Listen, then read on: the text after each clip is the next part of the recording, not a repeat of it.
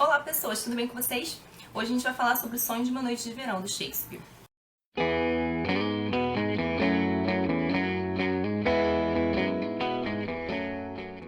Bom, Sonho de uma Noite de Verão é uma comédia e eu já vou pedir paciência pra vocês logo de início, porque essa é uma peça meio complicada de resumir. Ela tem 3 tramas paralelas e um monte de personagens, tá? Então eu vou tentar contar parte da peça, não ela toda, mas de forma o mais objetiva possível, tá? Vamos lá. Bom, a peça acontece em Atenas e ela gira em torno de vários casais. O primeiro casal que aparece é o Teseu e a Hipólita. O Teseu é um duque de Atenas, a Hipólita é a rainha das Amazonas e ela foi sequestrada. Então, assim, ela é uma espécie de escrava de guerra, mas eles vão se casar e eles são noivos. Uma das coisas que essa peça vai abordar é a transformação. Então vai ter uma série de transformações nessa peça e uma das transformações é a que o Teseu quer fazer dessa conquista, de uma conquista violenta numa conquista amorosa. Então é uma transformação semântica, uma transformação de significado. Então ele diz, em determinado momento, que se ele a conquistou pela espada e pela violência, agora eles vão casar com pompa, circunstância, festejo, enfim. Logo em seguida entram mais 2 casais. O primeiro casal é a Hérmia e o Lisandro, que querem se casar, estão apaixonados. Só que o pai da Hérmia, o Egeu, se opõe a esse casamento, porque ele já prometeu a mão dela para um outro rapaz, o Demétrio, que também é apaixonado por ela. É apaixonado pelo Demétrio a Helena, que é uma amiga da Hérmia. Então é como naquele poema da quadrilha, né? Então a Helena amava o Demétrio, que amava a Hérmia, que amava o Lisandro. Bom, existe uma lei esdrúxula em Atenas que diz que as moças só podem se casar com o consentimento dos pais, com quem os pais aprovam. E quem não cumpre essa lei pode ser penalizado de 2 maneiras, com a morte ou com a clausura no convento. O casal fica muito chateado e acaba decidindo ir para fora de Atenas, fugir para um lugar onde essa lei não valha.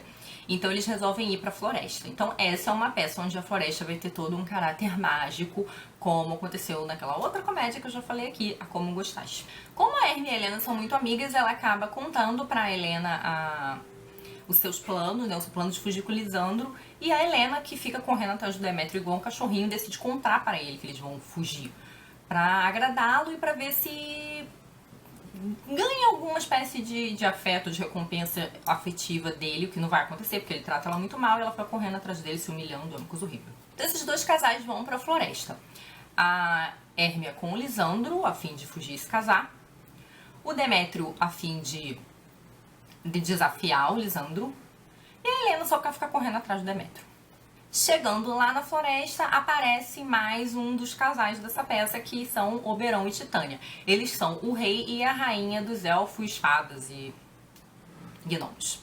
É bom lembrar que essa peça não tem muito a ver com o verão, ela tem, na verdade, tem a ver com o solstício de verão, que na verdade seria a primavera. Porque na época que a peça foi escrita, a Inglaterra usava o calendário juliano, ela ainda não tinha adotado o calendário gregoriano. Então o verão, na verdade, era um período que abarcava o que hoje a gente entende por verão e também a primavera.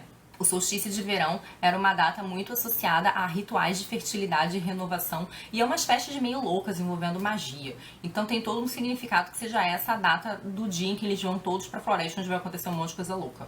Bom, lá na floresta, o Oberon e a Titânia estão meio brigados porque eles estão disputando a posse de uma criança, né? Então eles querem que essa criança faça parte do seu séquito, né? Só que a Titânia consegue pegar a criança e fica retendo ela.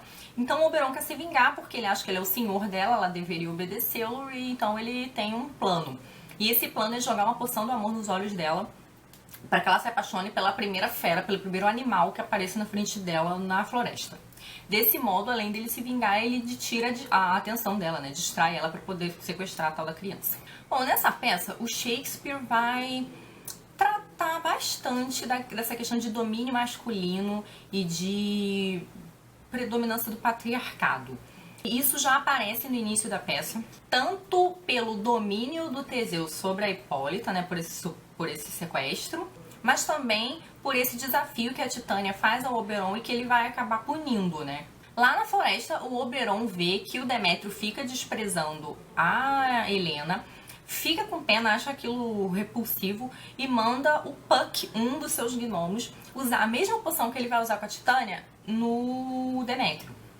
Acontece que o Puck não sabe quem é o Demétrio. A única coisa que ele diz pra ele é que o Demétrio é um rapaz ateniense com roupas de nobre. E é óbvio que ele vai cometer uma confusão. No fim das contas, tanto Demétrio quanto Lisandro vão se apaixonar pela Helena. Que os dois vão receber a poção dos olhos. E a situação se inverte. Se os dois rapazes antes eram apaixonados pela Hérmia, agora os dois estão apaixonados pela Helena. A floresta vai agir como esse lugar passível das transformações, onde a imaginação e a criação vai ser muito importante, vai ser muito forte. E vai revelar também a suscetibilidade do amor, porque as pessoas vão se apaixonar de maneira meio enlouquecida, exagerada, por pessoas que não tem nada a ver. Não só os dois rapazes, mas também a Titânia. E a fala amorosa deles é meio ridícula. Lembra as falas do Romeu, aquele exagero etéreo, né? Um romantismo tão exagerado que chega a ser meio patético. Lá na floresta vai chegar mais alguns personagens, que são uns trabalhadores, uns artesãos, que estão se reunindo para encenar uma peça no casamento do Teseu. E a peça que eles querem encenar é a tragédia de Píramo e Tisbe, de Ovídio. É uma tragédia, mas eles não têm nenhum talento para isso, eles não são atores, eles são até bem atrapalhados. O Puck vê esses atores super atrapalhados lá ensaiando e decide fazer uma pequena travessura com eles. Então ele pega o personagem que vai fazer o Píramo, que é o Bottom, e decide transformar a cabeça dele numa cabeça de burro. Os amigos do Bottom saem correndo, ele fica andando meio confuso pela floresta, até que com quem ele vai esbarrar? Com a Titânia. Ela vai acordar, vai olhar pra ele e vai se apaixonar loucamente por ele. Essa vai ser uma parte muito engraçada da peça, porque a Titânia vai ficar se declarando pra aquela criatura bestial, como se ela fosse a coisa mais linda do universo e como se os seus relinchos fossem a música dos anjos. É na floresta também que vai rolar toda a confusão com os casais, porque a Helena vai passar a ser cortejada pelos dois rapazes, ela não vai entender por que aquilo acontece e ela vai ficar achando que eles estão tirando sarro da cara dela, vai ficar muito magoada, inclusive. A Hérmia de início vai ficar confusa, vai tentar se defender dizendo que não, ela não tá fazendo parte daquilo, ela não tá tirando sarro da cara da amiga dela, mas depois ela vai ficar com muita raiva quando ela perceber que o Lisandro tá de fato desprezando ela. Então ela vai falar, vai virar pra Helena e vai falar: sua fura-olho, roubou meu namorado. Essa também é uma parte engraçada na peça. Bem, eu não achei essa peça mais engraçada do Shakespeare, mas é uma peça que ganha muito com a atuação. Eu vi algumas adaptações, algumas montagens, na verdade, no YouTube, e de fato a peça fica muito mais engraçada quando você vê ela encenada. O texto em si exige um pouco de esforço da sua parte para te fazer rir. Essa floresta é o lugar da magia. Então é o lugar onde a criação, a imaginação são possíveis, onde as potencialidades se expandem. E é justo lá que os trabalhadores vão decidir encenar a sua peça. Nesse momento da peça, o Shakespeare vai botar em evidência os mecanismos da criação do teatro, né, da criação teatral. A gente tem meta-teatro ali, uma peça dentro da peça. E toda a organização da peça vai ser ressaltada. Então, por exemplo, a divisão dos papéis, o cenário da peça. Então, por exemplo, a peça precisa de um muro, né? Como a gente vai botar um muro no meio do palco? Eles decidem que o muro vai ser uma das pessoas, um dos atores. Eles também precisavam botar o luar, porque Píramo e Tisbe se encontram ao luar. Como é que a gente vai botar o luar dentro do palco? E aí eles decidem que o luar vai ser um personagem em cima de uma cadeira segurando uma lanterna. É óbvio que essa peça, apesar de trágica, vai descambar pro ridículo, mas o Shakespeare está querendo chamar a atenção para a importância da imaginação do público na criação dessa fantasia, né? Então, durante 2 horas, todas essas coisas loucas e absurdas podem ser verdade, se você se esforçar um pouquinho e entrar na magia do teatro. Então, vocês podem perceber que a floresta acaba sendo esse lugar da transformação pessoal, em que as pessoas deixam de amar umas para amar as outras, da transformação física, onde uma pessoa acaba tendo uma cabeça de burro, e da transformação dos atores nos personagens. Toda essa confusão envolvendo o amor parece uma crítica. Parece que o Shakespeare está se perguntando: será que o amor genuíno realmente é possível? Poxa, essas pessoas mudaram o foco amoroso delas tão rápido e o discurso amoroso delas é tão exagerado, será que ele é sincero? O Shakespeare vai explorar muito a palavra transformar e sinônimos como transmigrar, enfim. E é muito importante prestar atenção nisso, porque essa renovação linguística, esse novo uso que ele deu às palavras, pra gente pode parecer não fazer muito sentido, mas naquela época era muito incomum e muitos teóricos consideram que o Shakespeare foi o responsável por institucionalizar o inglês moderno, o inglês que a gente conhece hoje. A peça do Pirâmides me parece uma história condensada da história principal da peça. Então você tem um casal que também é impedido pelos pais de ficar junto e vai haver um engano muito sério nessa peça que vai fazer com que um dos personagens morra. E esse engano acontece também à noite. Então parece que essa noite mágica tem muita influência nesse momento de transformações e confusões. Bom, do ponto de vista da forma, essa peça é bem lírica, ela tem vários fragmentos em versos, são versos rimados, versos ritmados, tem uma musicalidade muito forte, mas não é uma musicalidade muito solene, é uma musicalidade meio cômica, como as falas dos bobos, né, em várias peças do Shakespeare. Então tem aquela musiquinha assim, mas é uma musiquinha meio boba, meio engraçadinha. Quando enfim acordares, emoção, sentirás de verdade na visão, dos olhos da dama que amavas antes, que ao despertares possa reiterar aquele conhecido provérbio da gente do campo: a cada homem o que é seu. O João tem a sua Maria, e ninguém vai pra enfermaria. O homem recupera sua égua e tudo fica bem. É difícil achar uma linha de interpretação que dê conta de todas essas coisas que acontecem na peça.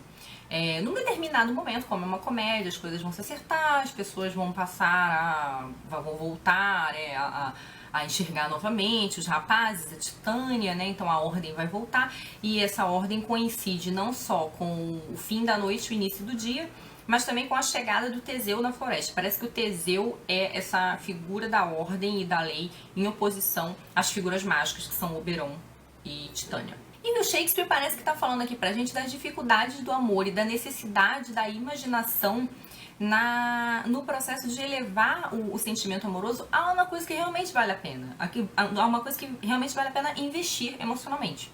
O Shakespeare também parece querer mostrar pra gente que o amor é essa coisa louca, que o desejo erótico é uma coisa completamente descontrolada e que pode causar todo esse tipo de confusão.